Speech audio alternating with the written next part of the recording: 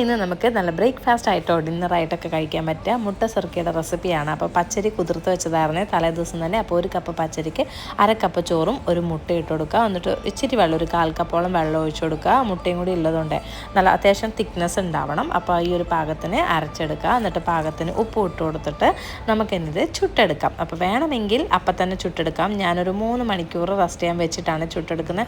അങ്ങനെ റെസ്റ്റ് ചെയ്യാൻ വെക്കുകയാണെങ്കിൽ കുറച്ചുകൂടി നല്ല സോഫ്റ്റായി കിട്ടും. അപ്പോൾ നന്നായിട്ട് എണ്ണ ചൂടാകുമ്പോൾ നമുക്ക് ഈ മാവ് അതിലോട്ട് ഒഴിച്ചു കൊടുക്കുക. എന്നിട്ട് അതങ്ങ് പൊങ്ങി വരും കേട്ടോ. പൊങ്ങി വന്ന് കുറച്ച് സമയം വെയിറ്റ് ചെയ്യുക. എന്നിട്ട് നമുക്ക് തിരിച്ചിട്ട് കൊടുക്കാം.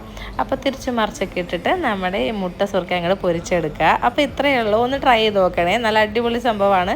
അപ്പോൾ ഇത് പൊട്ടിച്ച് ഉള്ളിലൊക്കെ നല്ല സോഫ്റ്റ് ആയിട്ടാണ് കേട്ടോ. പുറമേ നല്ല ക്രിസ്പി ആയിട്ടും ഉള്ളിൽ നല്ല സോഫ്റ്റ് ആയിട്ടുള്ള നമുക്ക് നല്ല ചിക്കൻ കറിയോ കടലക്കറിയുടെ കൂടെയൊക്കെ കഴിക്കാം. പിന്നെ വൈകുന്നേരത്തെ ചായയുടെ കൂടെയൊക്കെ കഴിക്കാം കേട്ടോ.